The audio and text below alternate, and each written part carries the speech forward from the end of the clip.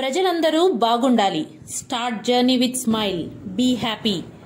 Venkatagiri junior civil judge ఓ అనుష ఆధ్వర్యంలో వెంకటగిరి పట్టణంలోని జడ్పీ బాలికల ఉన్నత పాఠశాలలో న్యాయ విజ్ఞాన చైతన్య సదస్సు జరిగింది. విద్యార్థులకు చట్టాలపై అవగాహన కల్పించడంతో పాటు బాల్య వివాహ నిరోధక చట్టంపై పలు విషయాలను Venkatagiri junior civil judge Anusha తెలియజేశారు. మహిళలకు ప్రత్యేక చట్టాలు ఉన్నాయని, సమాజంలో ప్రతి ఒక్కరూ మంచి మార్గాల్లో పయనించాలన్నారు. చట్టాలపై సీనియర్ న్యాయవాదులు గిరిజా కుమారి, దుగ్గి రాజారావు, అద్దంకి గాంధీలు పలు విషయాలను మాట్లాడారు. ప్రాబ్లమ్ ది సొల్యూషన్ ఎక్కడొస్తుందంటే మీరు ఫస్ట్ నుంచొని ఫైట్ చేయాలి అనుకున్నప్పుడే సగం సొల్యూషన్ వచ్చేస్తుంది, అంతే కదా. దానికి సరెండర్ అయిపోయి ఇక నా జీవితం ఇంతే, నేను ఇక్కడే అయిపోతాను, నా లైఫ్ ఇంతే అనుకుంటే దానికి మీరు 100% ఫెయిల్ అయిపోయారు. కానీ ఎప్పుడైతే నేను ఫైట్ బ్యాక్ చేస్తానని నుంచుంటారు 50% విన్ అయిపోయారు, అంతే కదా. అది ఏ ప్రాబ్లం అయింది, చైల్డ్ మ్యారేజ్ అవ్వచ్చు, తర్వాత మ్యారేజ్ అవ్వచ్చు, లేకపోతే ఏమంటారు ఇంట్లో ప్రాబ్లమ్స్ అవ్వచ్చు, మీరు వర్క్ చేసే ప్లేస్లో అవ్వచ్చు, లేదా బయటకి ఎక్కడికైనా వెళ్తారు, ఎక్కడైనా అవ్వచ్చు. ఎప్పుడైతే మీరు స్టాండ్ బ్యాక్ అవుతారో ఫైట్ చేద్దామని 50% విన్ అయిపోతారు. రెస్ట్ ఆఫ్ ద 50% ఎక్కడ ఉంటుంది?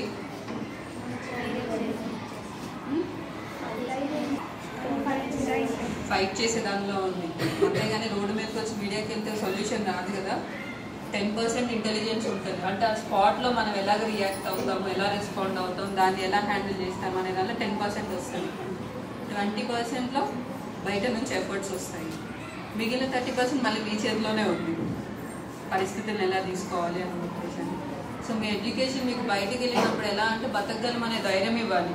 ప్రాబ్లం వచ్చింది, నేను ఏం చేయలేను, నా వల్ల ఏం కాదు, నాకు స్కూల్లో ఎక్కువ మార్క్స్ రాలేదు, లేకపోతే నాకన్నా బాగా చదివిన వాళ్ళు ఉన్నారు, వాళ్ళకే జాబ్స్ రాలేదు, ఇదంతా కాదు. మీ చేతిలో చదువు మీకు ఎప్పుడు ఏమి ఇవ్వాలి? ధైర్యాన్ని ఇవ్వాలి. బయటకు వెళ్ళినప్పుడు ఎంత పెద్ద ప్రాబ్లం వచ్చినా కానీ అంతే చెప్పాలి, చెప్పండి, సాల్వ్ చేసుకోవాలి. సో ఇంకా హెల్ప్ తీసుకోవాలి. సొంత నిర్ణయాలు ఎప్పుడు తీసుకోకూడదు. అన్నీ మనం చేసుకోలేము కదా. ఇప్పుడు డాక్టర్ దగ్గరికి వెళ్ళాలి కదా ట్రీట్మెంట్ కావాలంటే. అట్లాగే లైఫ్లో ప్రాబ్లం వచ్చినప్పుడు పోలీస్ స్టేషన్కి, కోర్టుకు కూడా వెళ్ళాలి, అంతే కదా. సింపుల్గా తీసుకోవాలి, లైఫ్ని సింపుల్గా తీసుకోవాలి, అంతేగాని సొంత నిర్ణయాలు తీసుకోవడము, లేకపోతే దీనికి సొల్యూషన్ లేదు బతకాలి కదా అంటే వెంటనే ముందు పోలీస్ స్టేషన్కి వెళ్ళండి. ఇంట్లో పేరెంట్స్ ఏమనుకుంటారు, బయట సొసైటీ ఏమనుకుంటుంది, లేకపోతే మన పేరెంట్స్ మనతోనే ఏమంటారు సపోర్ట్ చేయలేము, నేను ఒక్కదాన్నే ఉండాలి, ఎవరు అర్థం చేస్తారు, ఈ క్వశ్చన్స్ అన్నీ ఒకవైపు ఉంటుంది.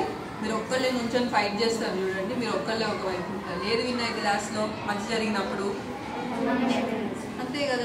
నువ్వే కరెక్ట్గా ఆలోచించావు, మా డెసిషన్స్ కన్నా నీ డెసిషనే కరెక్ట్గా ఉందంటారు, అంతే కదా.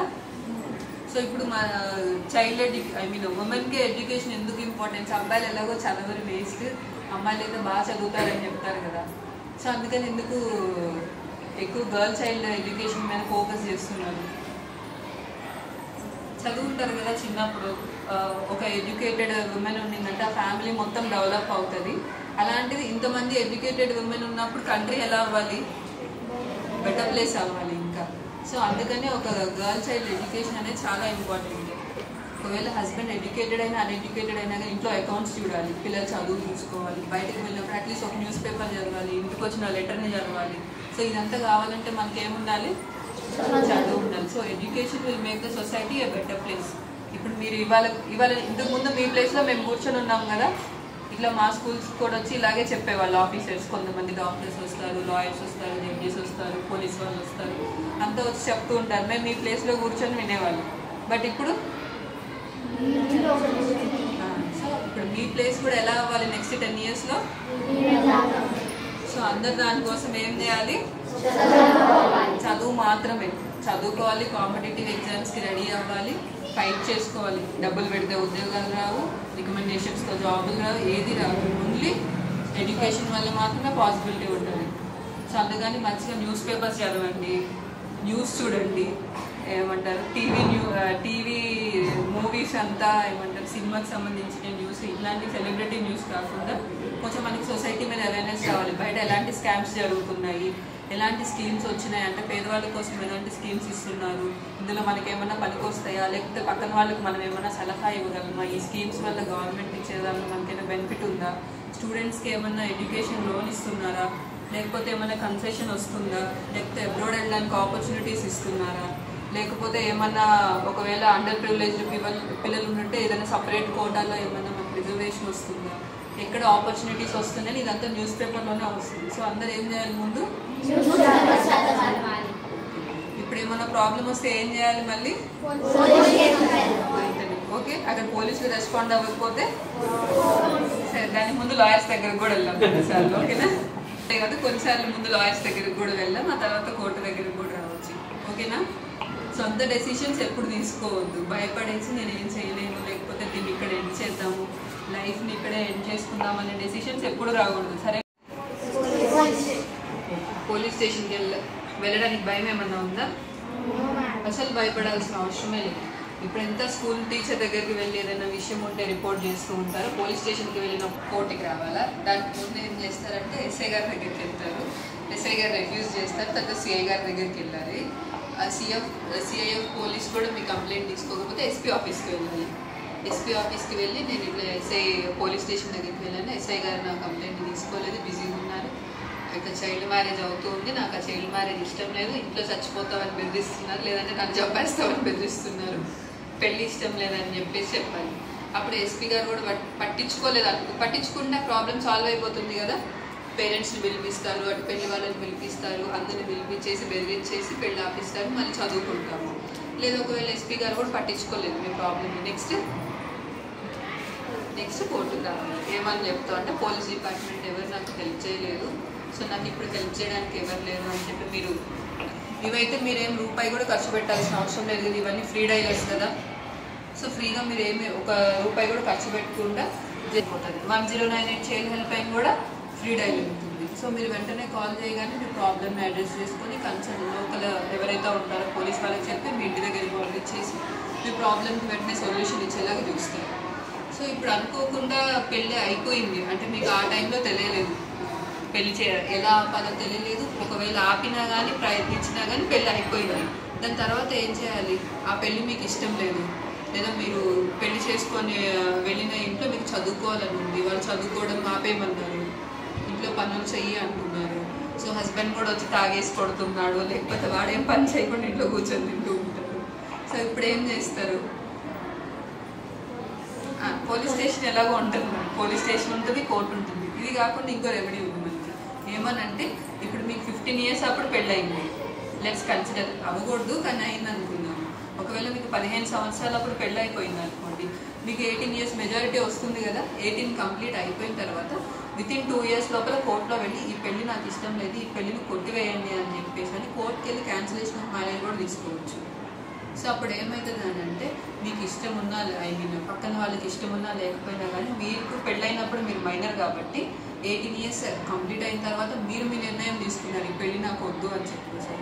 సో ఆ తర్వాత మీరు ఏమంటారు క్యాన్సిలేషన్ ఆఫ్ మ్యారేజ్ చేసుకుని నలిటీ తీసుకోవచ్చు, అనల్మెంట్ ఆఫ్ మ్యారేజ్ అంటారు. ఇది మనకేమంటే చట్టం ఇది బేసిక్గా మైనర్ అంటే ఒకవేళ ఇన్కేస్ పొరపాటున అయిపోయిన మ్యారేజెస్ని కూడా క్యాన్సిల్ చేసుకునే హక్కు మనకి ఇస్తుంది అనమాట.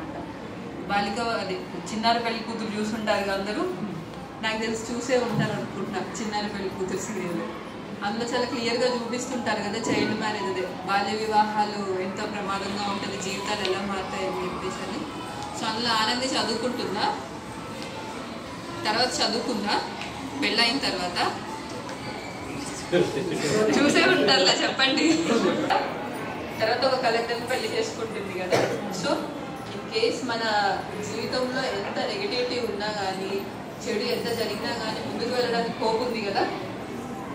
సో అంటే ఆ సీరియల్లో జరిగింది నిజమని నేను చెప్పను కానీ బట్ చైల్డ్ మ్యారేజెస్ అంటే నిజంగా బయట అలానే ఉంటుంది. ఇప్పుడు సార్ చెప్పారు కదా, ఒక ముసలివాడికి వచ్చేసి ఒక చిన్న పాపని పెళ్లి చేస్తారు, వాడికి ఏం చేయాలైందా చదువుతున్నారా అంత బాగా, ఐ మీన్ క్లాసెస్ అనే రెగ్యులర్గానే జరుగుతున్నాయా, మిడ్ డే మీల్స్ అంతా ప్రాపర్గానే పెడుతున్నారా, ఫుడ్ క్వాలిటీ ఎలా ఉంటుంది ఒకళ్ళు లేసి చెప్పండి. టీచర్స్ అంతా రెగ్యులర్గానే వస్తున్నారా, క్లాసెస్ అన్నీ అవుతున్నాయా, ఎట్లా ఉంది పాస్ పర్సెంటేజ్, పిల్లలంతా పాస్ అవుతున్నారా, ఎవరైనా ఇంకా ఫెయిల్ అయ్యే వాళ్ళు ఉంటున్నారా, ఏ సబ్జెక్ట్ బాగుంటుంది మీకు, అన్ని బాగుంటావు కదా, ఏదో ఒకటి ఫేవరెట్ ఉంటుంది చెప్పండి.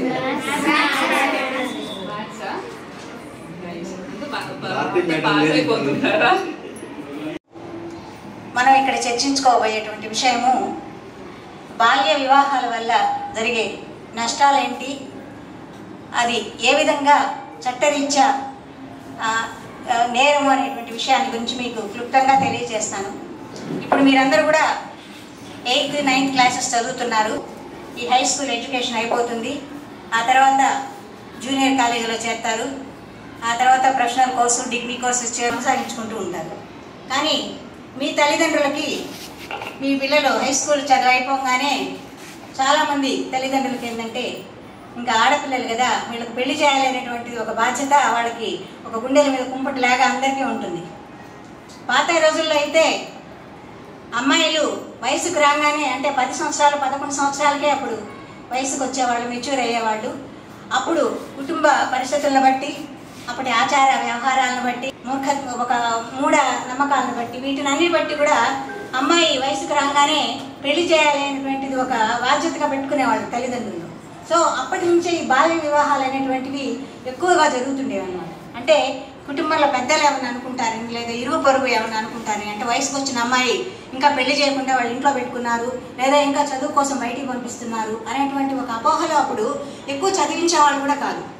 వాళ్ళ వయసుకు రాగానే చదువు మానిపించేసేసి వాళ్ళకి వెంటనే పెళ్లి చేయాలి అనే ఒక ఆతురతతో ఆ తల్లిదండ్రులు ఆలోచించేవాళ్ళు. అంటే వాళ్ళ ఆలోచన మంచిదే కావచ్చు, కానీ దానివల్ల కలిగే దుష్పరిమాణాలను వాళ్ళు ఎక్కువ ఆలోచించలేకపోయారు. అప్పుడు పరిస్థితులు అలా ఉన్నాయి.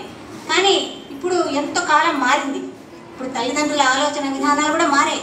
కానీ కొన్ని చోట్ల అక్కడెక్కడ మనం వింటూనే ఉన్నాం ఇంకా బాల్య వివాహాలు, ఈ అనాచారాలు జరుగుతున్నాయని. సో ఈ బాల్య వివాహం అనేటువంటిది ఒక సాంఘిక దురాచారంగా అందరూ కూడా పరిగణించారనమాట. ఇది కేవలం ఇది ఏదో ఒక ఆచారంగా అప్పుడు పెట్టుకున్నారు. కానీ అంటే ఆడపిల్లకు వయసుకు రాగానే పెళ్లి చేయాలనేటువంటిది ఒక ఆచారంగా అప్పుడు ఆలోచించేవాళ్ళు. అప్పట్లో వాళ్ళకి తప్పుగా అనిపించలేదు. కానీ 1929లో ఈ బాల్య వివాహ నియంత్రణ చట్టం అనేటువంటిది ఒకటి చేశారనమాట. అప్పుడు ఏంటంటే ఈ బాల్య వివాహాలు అనేటువంటిది వాళ్ళు ఒక వయసు వచ్చేంత వరకు చేయకూడదు, ఇది చేస్తే కూడా ఈ వివాహాలు చెల్లవు అనేటువంటి ఒక చట్టం తీసుకొచ్చారనమాట. అప్పట్లో ఏంటంటే అమ్మాయికి 15 సంవత్సరాలు వరకు, అబ్బాయికి అయితే 18 సంవత్సరాల వరకు వస్తే వాళ్ళు వివాహం చేయొచ్చు అనేటువంటి ఒక అపోహలో ఉండేవాళ్ళు. తర్వాత ఏంటంటే కాలక్రమేణా ఆ చట్టంలో కొన్ని మార్పులు జరిగి మళ్ళా 1978లో ఏంటంటే కొన్ని అమెండ్మెంట్స్ జరిగాయి అన్నమాట. అంటే ఈ వయసుని కొంచెం పెంచారు. 18 అమ్మాయికి 15 సంవత్సరాల నుంచి 18 సంవత్సరాల వరకు, తర్వాత అబ్బాయికి 18 సంవత్సరాల నుంచి 21 సంవత్సరాల వరకు ఈ వివాహాన్ని చేసుకునేటువంటి ఒక వయసుగా అప్పట్లో అది చట్టరీత్యా పరిగణించారన్నమాట. కానీ ఈ చట్టాన్ని అమలుపరిచేది ఎప్పుడుంటే మనకి అంటే ఈ చట్టం కొంతమంది ఉన్నప్పటికీ కూడా దాని చాలా మంది అవగాహన లేకపోవడం వల్ల అటువంటి వివాహాలు ఎన్నో జరుగుతూ వచ్చాయి. జరిగిపోయిన తర్వాత కూడా అది చట్టం దృష్టికి రావడం జరిగింది. తర్వాత ఎన్నో దానివల్ల కొన్ని పరిణామాలు జరిగాయి అన్నమాట. తర్వాత 2006లో ఈ బాల్య వివాహ నిషేధ చట్టం అనేటువంటిది చేశారనమాట. అంటే బాల్య వివాహాలు చేయడం చట్టరీత్యా నేరం అని ఆ రోజు కరాగట్టిగా చెప్పేశారనమాట. కాబట్టి ఆడపిల్లలకు 18 సంవత్సరాలు నిండిన తర్వాతనే చట్టరీత్యా పెళ్లి చేసేటువంటి ఒక హక్కు తల్లిదండ్రులకు కానీ వాళ్ళ వెల్ విషెస్ కానీ ఉంటుంది. అదేవిధంగా అబ్బాయిలకైతే 21 కూడా నిత్య జీవితంలో ప్రతిరోజు కూడా ఒక జడ్జి గారు మన ముందుకు వచ్చి బాల్య వివాహాల చట్టాల గురించి మనకు చర్చించారు. మనం వాటికి అనుగుణంగా ఉండాలి, లైఫ్లో మంచి జీవితాన్ని అనుభవించాలనేటువంటి ఉద్దేశంతోనే ఈ చట్టాల గురించి చెప్పాము. మేడం గారు గిరిజాకుమారి గారు చెప్పినట్లు చిన్న వయసులో మ్యారేజెస్ చేసుకుంటే పిల్లలే కాకుండా శారీరకంగా కూడా చాలా ఇబ్బందులు ఉంటాయి. అదేవిధంగా శారీరకంగా ఇబ్బందులు ఉండడమే కాకుండా పెద్ద వయసు వాళ్ళకి చిన్నపిల్లల్ని ఇచ్చేసేయడం, అలాంటప్పుడు వాళ్ళకి సరైన ఆదరణ నుండి ఇద్దరు చక్కగా ఉంటే పర్వాలేదు.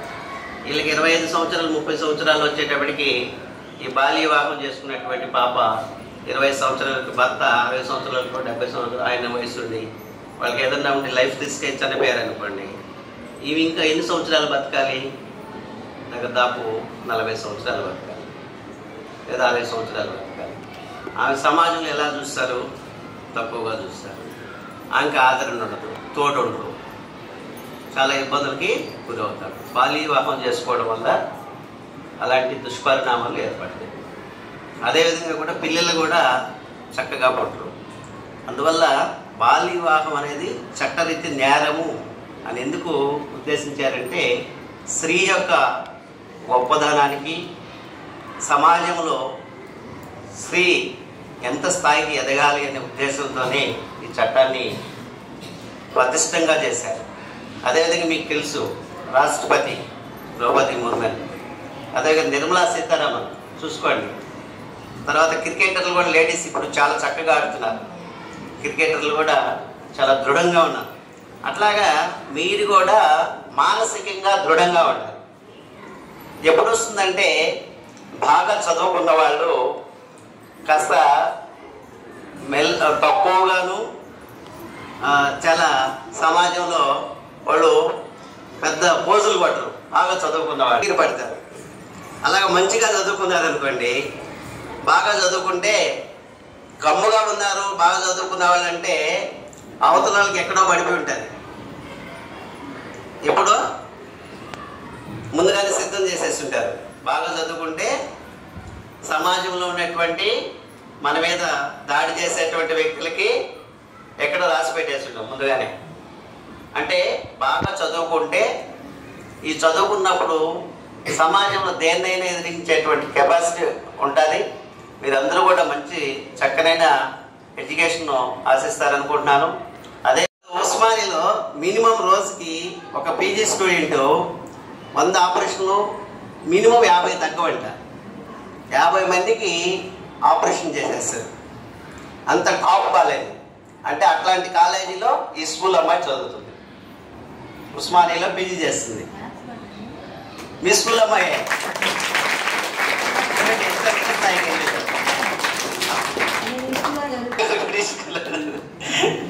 మన గిరిజా కుమారి మేడం గారు కూడా ఈ స్కూల్లో చదువుకున్నారు. గిరిజా కుమారి మేడం కూడా అసలు మహిళల్లో మొట్టమొదటి సర్పంచ్ ఈ ఊరికి, ఈ గ్రామానికి. మహిళల్లో వెంకటగిరి మున్సిపాలిటీ కాకమునుపు సర్పంచ్ మేడం వెంకటగిరి.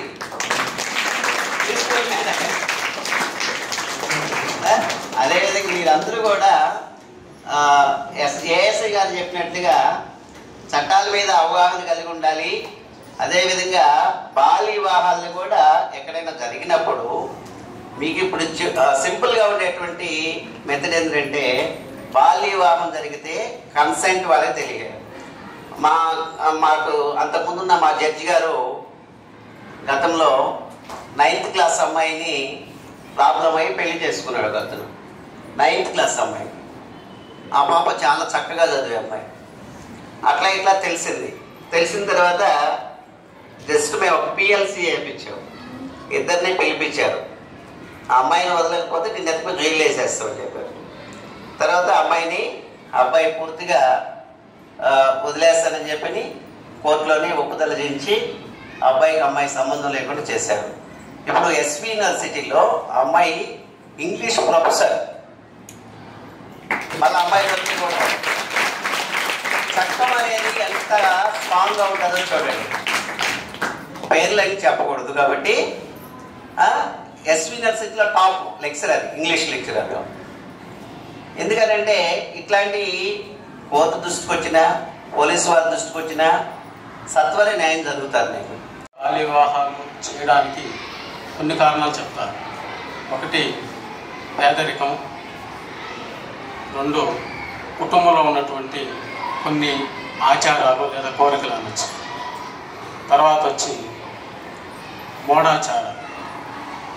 పేదరికం వల్ల ఆ రోజుల్లో ఇప్పుడు వరకట్నం అంటున్నారు, అప్పుడు కన్యాశుల్కం.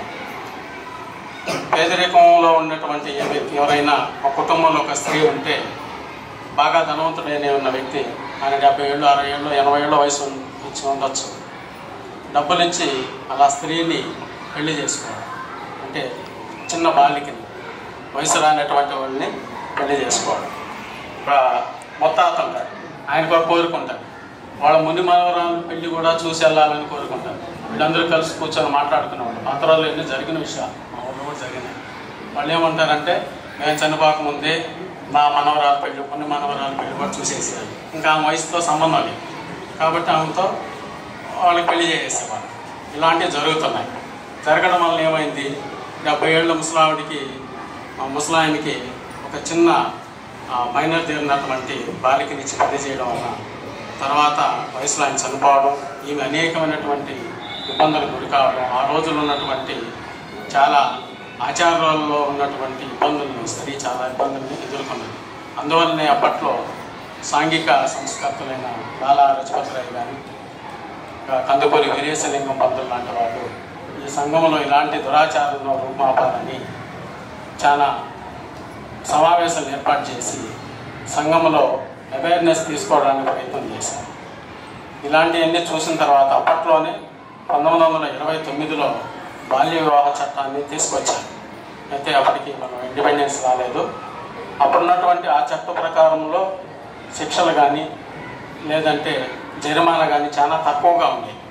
అందువల్లనే దాన్ని మనకు స్వాతంత్రం వచ్చిన తర్వాత చాలా సవరణలు చేసి అమెండ్మెంట్స్ చేసి 2006 సంవత్సరంలో ఈ యొక్క బాల్య వివాహ నిరోధక చట్టాన్ని తీసుకొచ్చారు. ఆ తర్వాత ఈ బాల్య వివాహ నిరోధక చట్టం కింద ఎవరైనా 18 ఏళ్ళు పూర్తి కానీ బాలికకి కానీ అట్లాగే అబ్బాయికి 21 పూర్తి కాకుండా ఉండే వాళ్ళకి వివాహం చేస్తే వాళ్ళకు చట్టబద్ధమైనటువంటి పరిధిలోకి వచ్చి వాళ్ళని శిక్షించడం జరుగుతుంది. వాళ్ళంటే ఆ పాపనే వాళ్ళని కాదు. ఎక్కడైనా ఈ మ్యారేజ్ జరుగుతున్నా ఆ మ్యారేజ్కి వేదిక కానీ వేదికకి ఇచ్చినటువంటి ఆ ఓనర్ కానీ చివరికి పెళ్లి చేసినటువంటి ఆ వేద పండితుడైనా సరే ఈ చట్టం కిందకి వస్తారు. వాళ్ళందరూ కూడా అరెస్ట్ కావాల్సి వస్తారు. ఇది తెలిసి కావాలని చేస్తే ఇట్లా దీంట్లో ఒక ఎగ్జాంప్షన్ ఏంటంటే మహిళల్ని అరెస్ట్ చేయరు. దాంట్లో ఎవరైనా ఒకవేళ పెళ్లి జరిగింది, ఒక అమ్మాయిని బలవంతంగా భయపించి పెళ్లి చేశారు, అమ్మాయికి 18 ఏళ్ళు పూర్తి కాలేదు. తర్వాత ఆమెకు తెలిసి ఆమె ఎలాగో తెలుసుకొని నేరుగా కోర్టుకు వచ్చి కంప్లైంట్ చేయొచ్చు, మన జడ్జి గారికి ఇవ్వచ్చు. ఇస్తే దాని మీద జడ్జి గారు కేసు కూడా రిజిస్టర్ చేసి సంబంధిత బాధ్యత నుంచి భరణం కూడా ఇచ్చేదానికి చట్టంలో ఒక అవకాశాన్ని కల్పించున్నారు. అయితే గ్రామ స్థాయిలో ఉండేటువంటి గ్రామ ప్రెసిడెంట్ ఈ బాల్య వివాహ నిరోధక చట్టంకి దాంట్లో కమిటీలో గ్రామ ప్రెసిడెంట్ చైర్మన్గా ఉంటారు. అక్కడే ఉన్నటువంటి ఇప్పుడు మనకి ప్రతి ఊరిలో అంగన్వాడీ కేంద్రాలు ఉన్నాయి, వాళ్ళు కన్వీనర్లుగా ఉంటారు. వాళ్ళన్నీ ఎన్ని రికార్డ్ చేయొచ్చు. రికార్డ్ చేసి ఇలాంటి సందర్భాలు ఎక్కడైనా ఉంటే వెంటనే సంబంధించినటువంటి పోలీస్ స్టేషన్కి లేదా ఇప్పుడు వెంటనే చెప్పాలా, వెంటనే వివాహం అయిపోతుందంటే ఇప్పుడు చెప్తున్నాం కదా 100 డైల్ చేయండి, ఇలాంటివి కూడా కంప్లైంట్ చేయొచ్చు. తర్వాత మండల స్థాయిలో తహసీల్దార్ వారు, అలాగే డిస్ట్రిక్ట్ స్థాయిలో కలెక్టర్ వారు, రాష్ట్ర స్థాయిలో నోడల్ అధికారులు ఉన్నారు. ఇలాంటి వివాహాలు ఎక్కడైనా ఇప్పుడు మీకెందుకు చెప్తున్నామంటే మీరు ఇంటి దగ్గర ఇలాంటి చెప్పడం వల్ల, ఇప్పుడు మీ ఇలాంటి మీటింగ్ జరిగినప్పుడు ఇంటి దగ్గర వీటిని చర్చించడం వల్ల మీ పెద్దోళ్ళు కూడా భయపడతారు. ఇలాంటి చట్టం ఒకటి ఉంది, ఇప్పుడు మేడం గారు చెప్పినట్టు ఇలాంటివి చేస్తే చట్ట వ్యతిరేకమైనట్టు చేస్తే 2 సంవత్సరాల వరకు జైలుకి వెళ్ళాల్సి వస్తుంది, ₹1,00,000 వరకు జరిమానా కూడా కట్టాల్సి వస్తుంది అన్నది మన ఇంటి దగ్గర పేరెంట్స్కి వీళ్ళందరికీ చెప్పడం వలన వాళ్ళు కొంత అవేర్నెస్ వస్తుంది.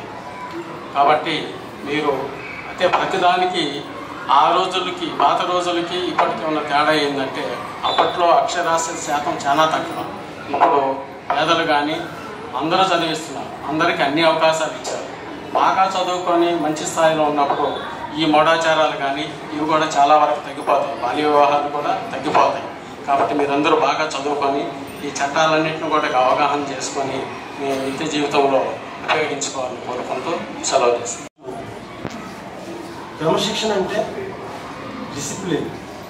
ఇంగ్లీష్లో చేయవలసిన పని చేయాలి, చేయకూడని పని చేయకూడదు. ఈ రెండింటి జరిగేటప్పుడే మనకు లా అవసరం.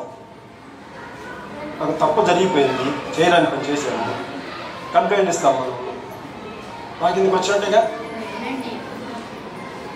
ఒక మంచి పని కూడా చేస్తాం ఒక్కోసారి, అది చట్టరీత్యా తప్పు అయిపోవచ్చు.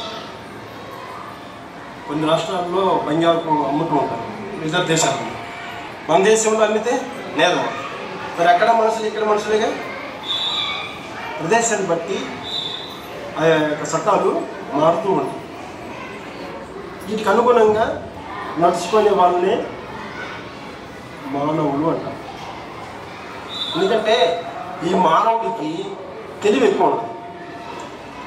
ఒక స్కూల్లో ఏదైనా లెసన్ వినాలన్నా కానీ, వినకుండా ఎగ్గొట్టాలన్నా కానీ,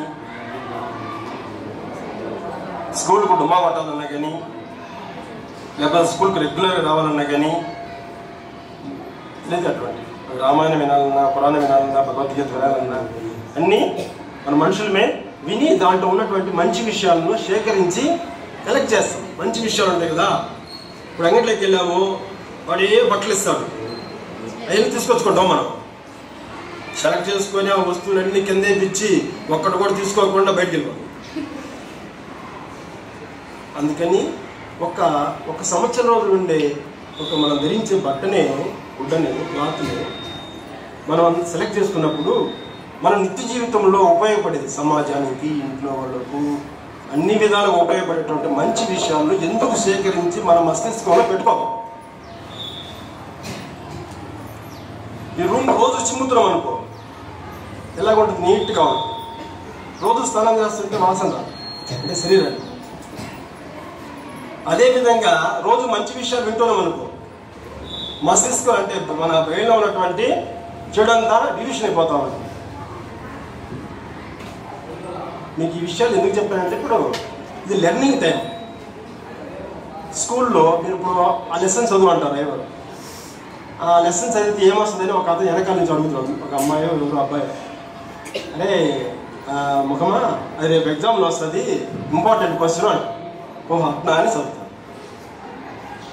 ఇక్కడ ఇంతమంది మంచి విషయాలు చెప్పేటప్పుడు మీరు వాటిని బ్రెయిన్లో రిజిస్ట్రేషన్ చేసుకొని అవసరమైనప్పుడు అప్లై చేస్తే మాత్రమే మేము చెప్పిన దానికి సార్థకం అవుతుంది. లేకపోతే అది మా సబ్జెక్ట్ మా దగ్గరికి వచ్చేస్తుంది, మీ బుర్రలో కొంచెం ఖాళీ అయిపోతుంది.